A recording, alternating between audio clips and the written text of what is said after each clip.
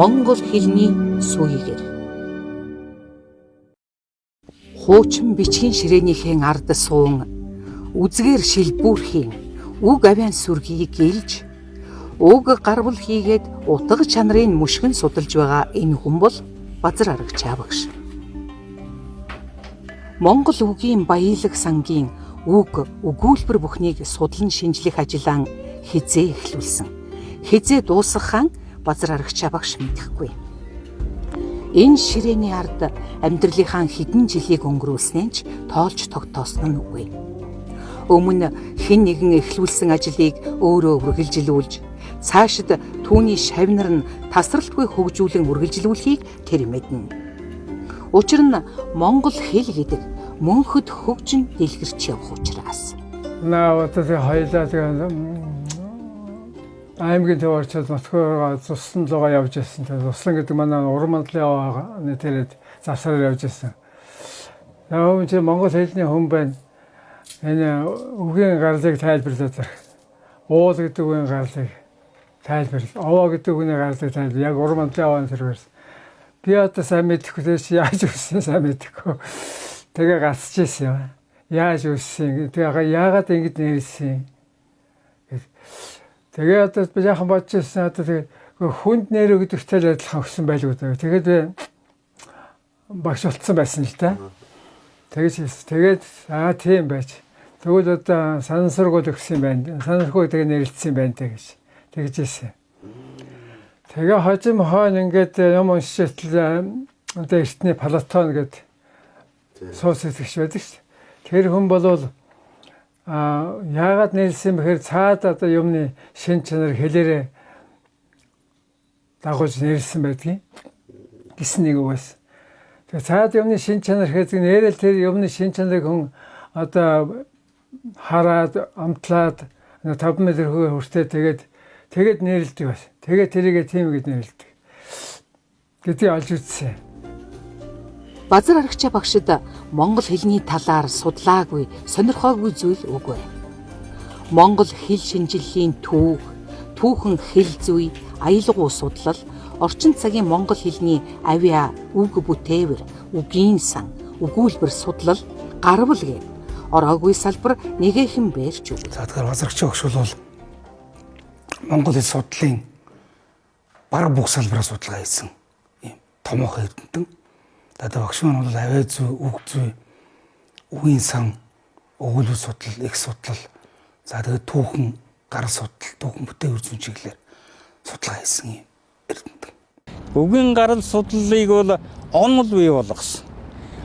Тэр үе утгал бүрэгдэг онолыг бий болгоод тэр онол дээр тулгуурлаад 5 бот номдоо асар олон үгийн гарлыг бүтцийн хувьд бол тодорхойлоод шинжлэх ухаан шин хувь нэмэр оруулсан.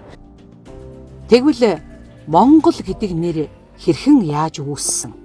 Монгол хэлний үүсэл гарвалын талаар бидний яриа үргэлжиллээ. Монгол гэдэг нэрийн талаар одоо хэд хэдэн эрдэмт бичсэн л дээ. Ерөнхийдөө бол эднэд бол Мон гэсэн тэр язгуурыг авчирсан. Мон гэдэг нь бол одоо хүчтэй гэсэн үг.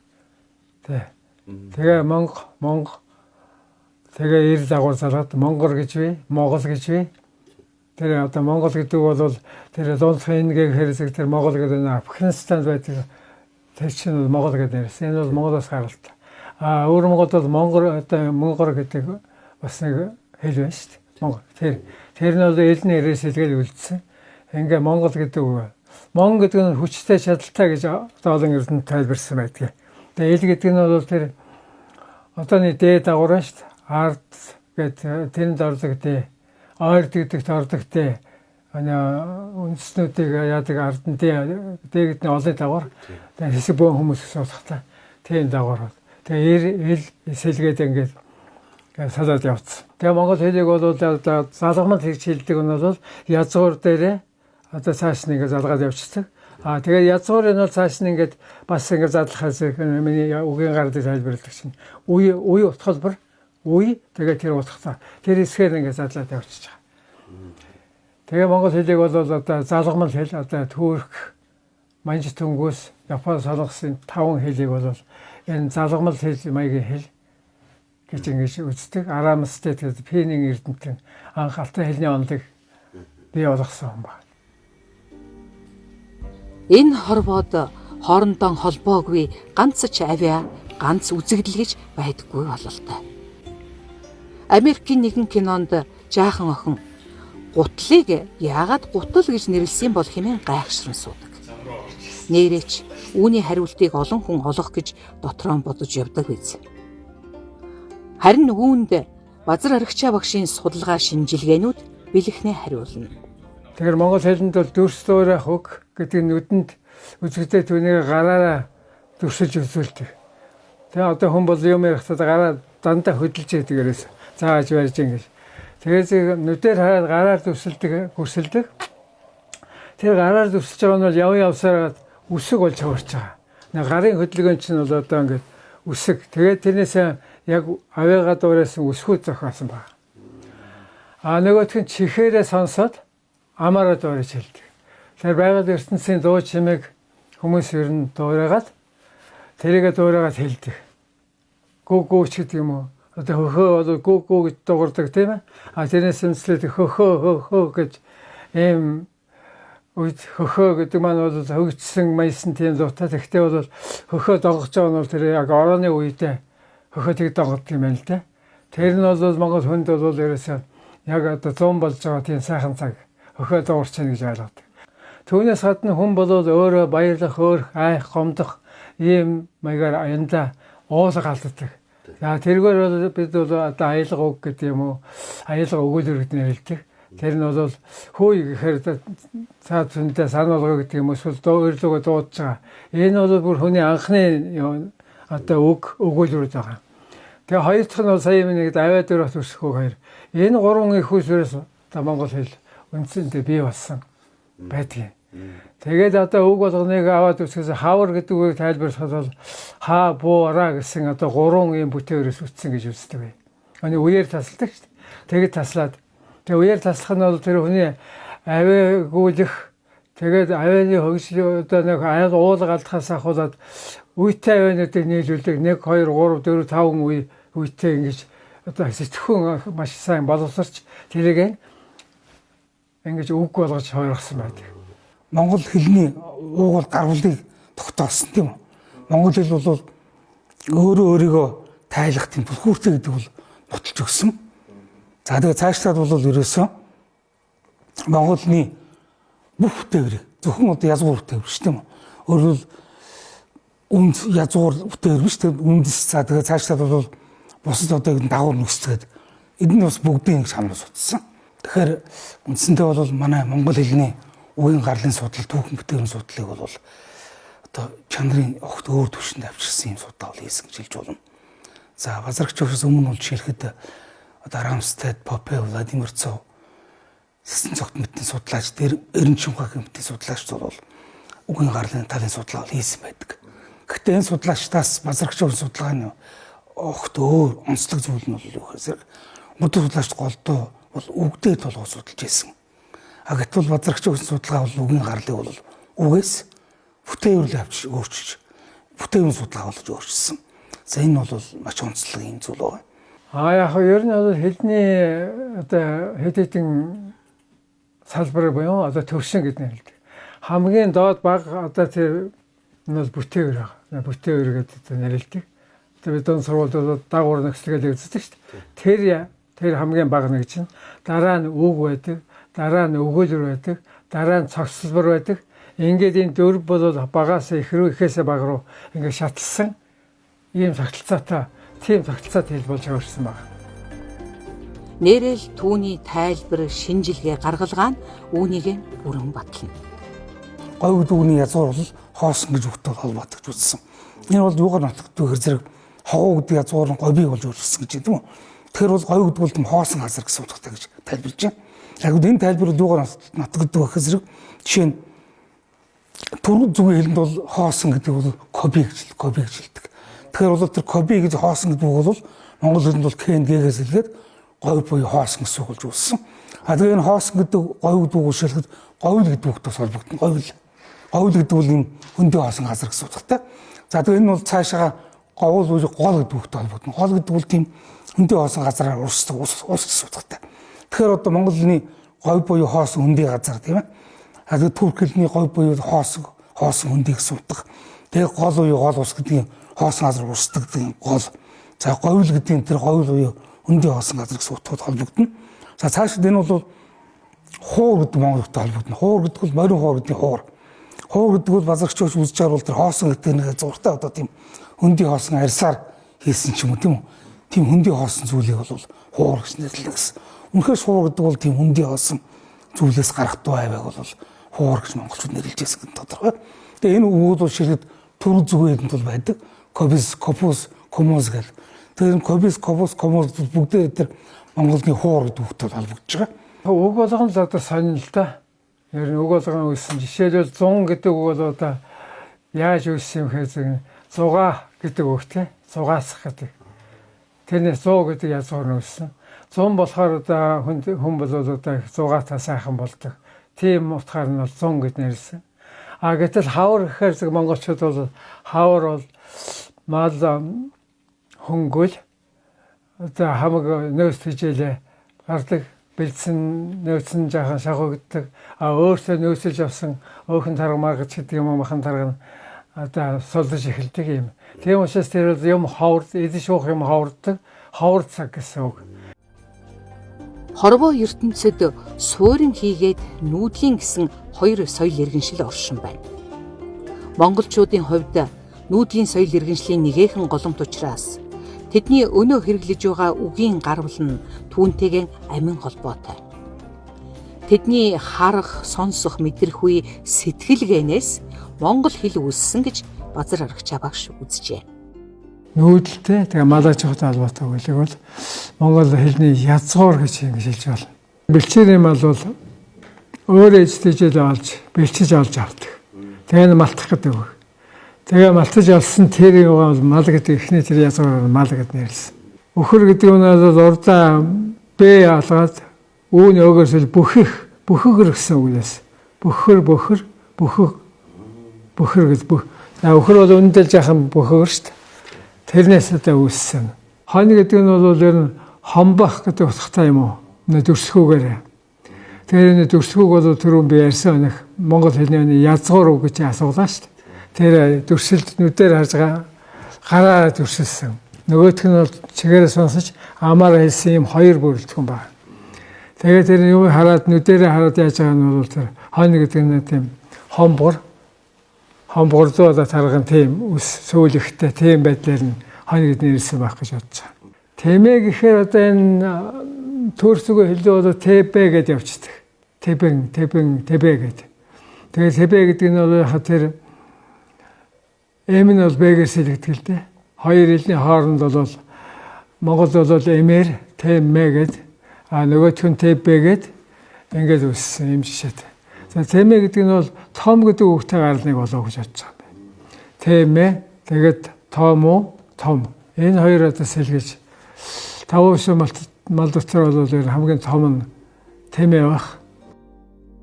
Монголын нэрт сэтгүүлч Даштун дугаан үзэгэн шил бүр барьж үгийн сүрэг гэлж утгын таяг тулж амьдралаа гэдэг үгийн биелэл нь Базар Аргачаа багш болж байна. Тэгээ Базар Аргачаа багшийн энэ эрдмийн санаа бүтээл бол Монгол улсын сургуулийн даяар одоо сургалтанд их нэвтэрсэн зүйлээ. Базар Аргачаа багшийн энэ судалгаа бол өмнө хийгдсэн академик Ишл Усмандан, академик Бямбаян Эренчин, академик Цэндийн Дамдын сүр нарын хийсэн судалгааны үргэлжлэл юм байгаа юм.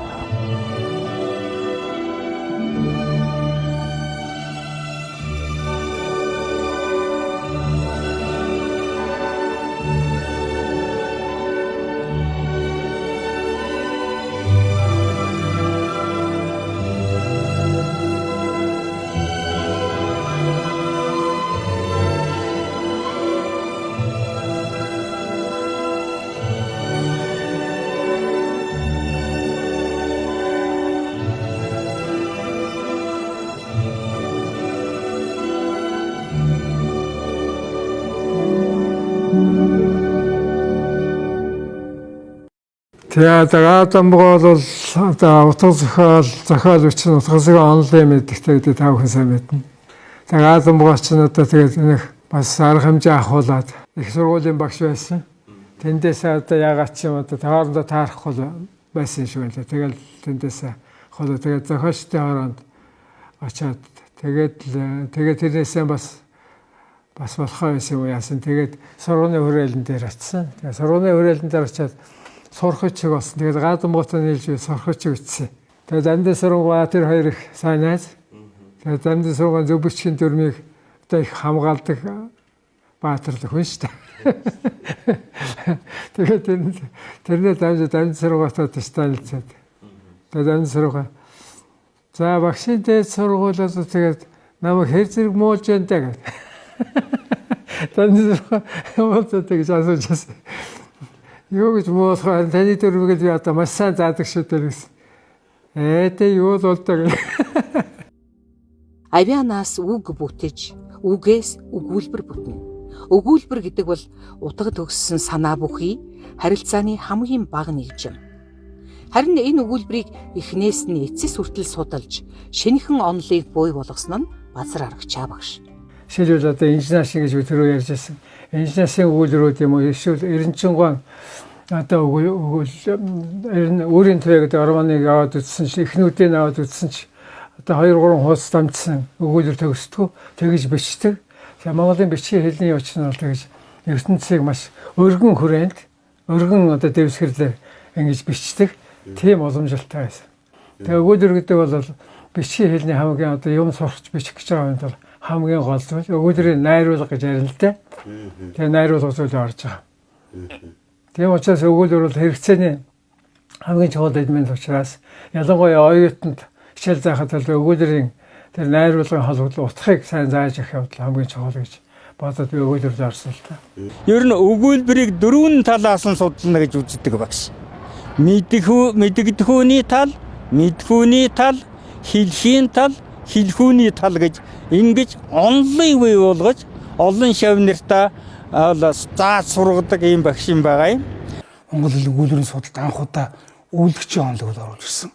Өөрөөр хэлбэл үйлдэгч гэдэг бол тухайн үйл хөдлөлийг одоо үйлдэхэд оролцож байгаа оролцогчдыг заадаг юм ойлголттой. Энэ ойлголтыг бол Монгол хэлд анх удаа оруулж ирээд тэгээд эрхэм үйлдэгч, өртөн үйлдэгч, туслан үйлдэгч, хэрэглүүрийн үйлдэгч гэх мэтээр үйлдэгч бол ангиж үзсэн байгаа. Энэ бол одоо Монгол өгүүлбэр судалгаанд оруулсан шинэ зүйл.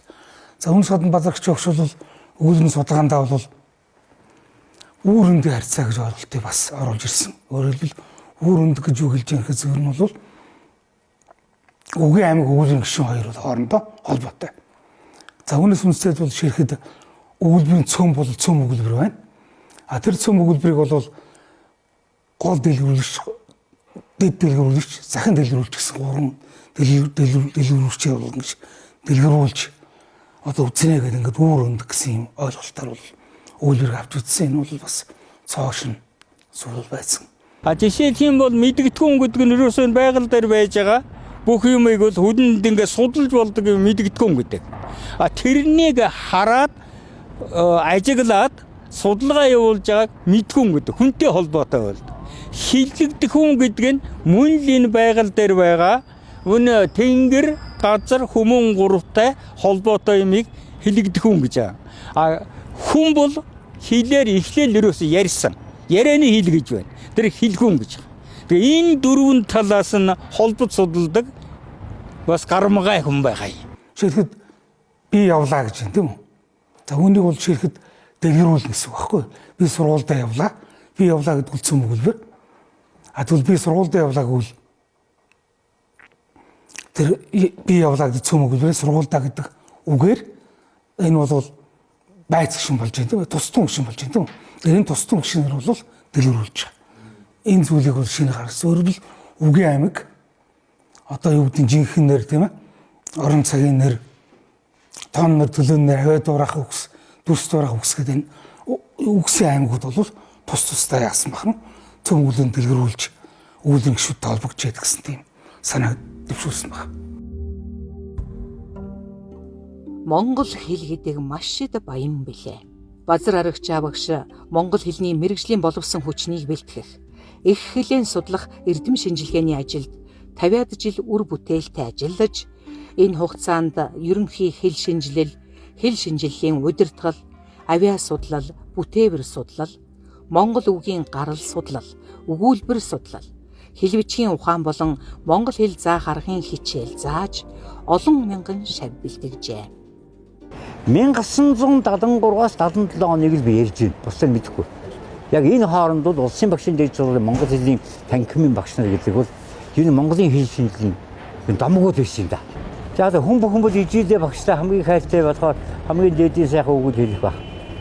Ерөнхийдөө домгодоо монголын хэл шинжилгээний хувьд.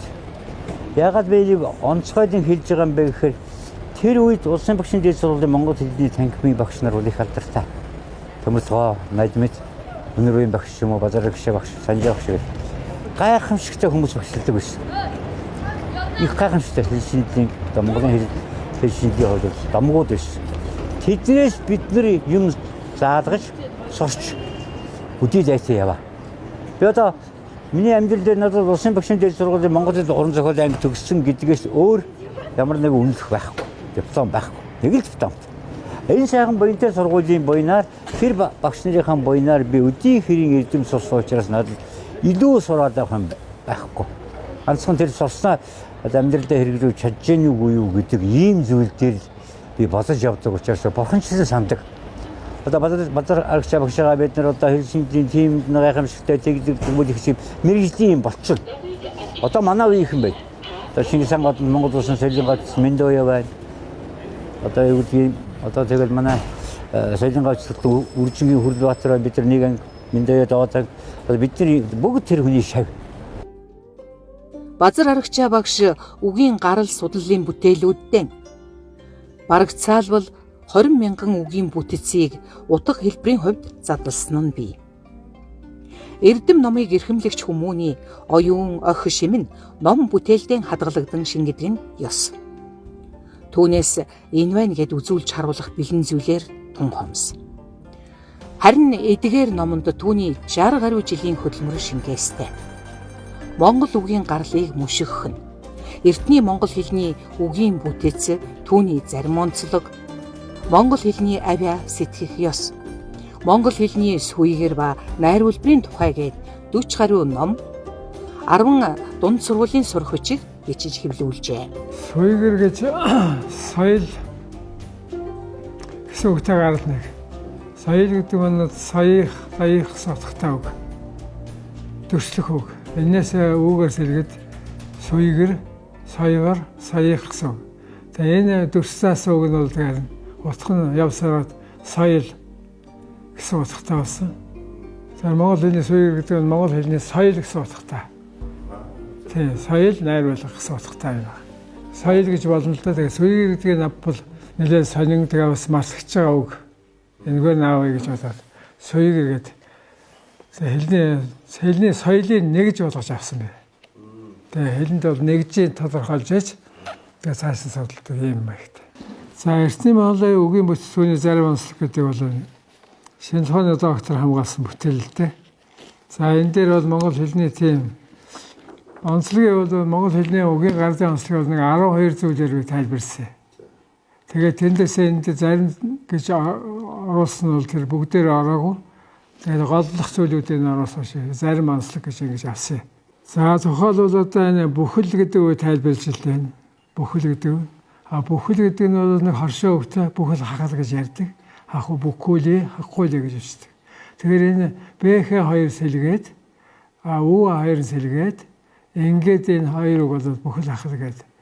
Ингээд нэг гаралтай үг. Тэгээ хахал гэдэг нь бол дангаараа ер нь хэрэглэгдэхгүй болцсон. Бүхэл гэдэг нь явж байдаг юм. Уул нь бол хоршоо үг байна. 2018 онд хэлний бодлогын үндэсний зөвлөлийн гаргасан Монгол хэлний зөв бичих дүрмийн журмалсан толд профессор Өнөр Баянтай хамтран 38 мянга гаруй үгийг үсгийн аймгаар ангилжээ. Энэ бол нөр их хөдөлмөр бөгөөд Монголдон анхных нь. За миний хувьд бол энэ дээр бол яг тэр дөрслөх үгнүүдийн экшүүдийг яаж өчөх үү гэдгийг одоо тэр бүтээврээр баримтлаад Харжиг нь гэвэл одоо харжиг наа гэж өчээд эм өгөнд бол генэ гэдэг юм уу гөнө гэдгээр нь ингээд бичиж ган ген гөнө гэдгийг бол одоо хоёр янзаар жуулж ингэж оруулаад нийт юм юуг нь оруулаа. Хоёрдугаарт нь бол сэржиг харжиг гэдэг юм одоо энэ дээр байж байгаа тэр харжиг гэхээр уул нь бол гээтэй ардаа ихтэй байсан. Гэтэл энэ нь бол гээгүүгээр бичдэг дан харжиг сэртэг гэж сэртэгэ гэж өчөхгүй сэртэг гээгээр төгсөж бичдэг гэдгийг. Монгол хэлний өв санг бүрдүүлэн тээгч нь монгол хүн. Тиймээс монгол хэлэн их хэлэн бид хэрхэн хайрлах билээ? Бид сүүлийн үед юундаар их алдаж байна вэ? Цаашид бид яах вэ хэмээн их эрдэмтэн багшаас тодруулан асуулаа. Их хэлээрээ найруулах эрдэмдээ сургахтаа эрх биш утгад шүтэж уран тод санааг эрхэмлэж хэл зүгээр хаших нь зүй бизээ гэж тэр хэлэх дуртай. Хэлний яруу тансаг байдал гэж байдаг. Тэрийг сайн ойлгох хэрэгтэй байдаг. Хэлний яруу тансаг одоо найруулга гэсэн үг. Яруу найруулга. Одоо яруу найр гэж байдаг. Одоо өргөлж сүүгийн сайхан найруулга. Ярианы хэлний одоо соёл гэж байна. Үнтэй харьцах, ахмад үнтэй харьцах, үеийнхэнтэй харьцах. Ингээд энэ ийм хэлний соёл. Тэр хэлний соёл найруулгын дараа хомсдоо байгаа. Тэрийг одоо нийтэд сайн ойлгох явдал хамгийн гол. Нөгөө талаар бол бичгийн хэлтэй болгохын тулд ном их сайн уншуулах хэрэгтэй. Ном уншихгүйгээр одоо хүнд тэр оюуны төгөлдөр чанар бол төдийлөн тогтохгүй тийм. Эсвэл нарийн мэрэгжлийн юмлогоо явуулчихлаа. Тэгэхээр нийтийн уран зохиол, нийтийн зохиолуудыг сайн багад нь одоо сайн амлуулж уншуул сонирхлыг төрүүлэх хэрэгтэй. Тэгээ одоо бол харин ном унших нь бол энэ сүүлийн үед жаахан баг болж байгаа юм шиг санагдаж байна. Ном уншдаг болохоор бол тэр хэл яриа нь муу. За тэр ч утга өөр хэлээ голохоор гадны хэлжүүдэх. За тиймэрхүү маягтай. Тэр нь одоо миний ээж муухай гэж хэлж байгаатай адилхан юм л да. Их эрдэмтэн зохиолч Лодонгийн төдөв басан нэгэнтээ түүний бүтээлийг Монголын хэл шинжилгээний ухааны алтар газар дурвуулсан сорын ганц сагалгар мод хэмээн үнэлсэн нь бий. Харин хураах үр жинс нь монгол хэлний үг гэсэнлээ. Түүнийг үргэлжлүүлэн газарт тарж ургуулах нь та бидний хэрэг билээ. Суйгэр гэдэг нь соёл гэсэн утгатай дүйцэх үг. Харин монгол хэлний соёлыг бүгдийн тээгч суйгэрийн нэгэн хэсэг нь Базар Аргачаа багш билээ.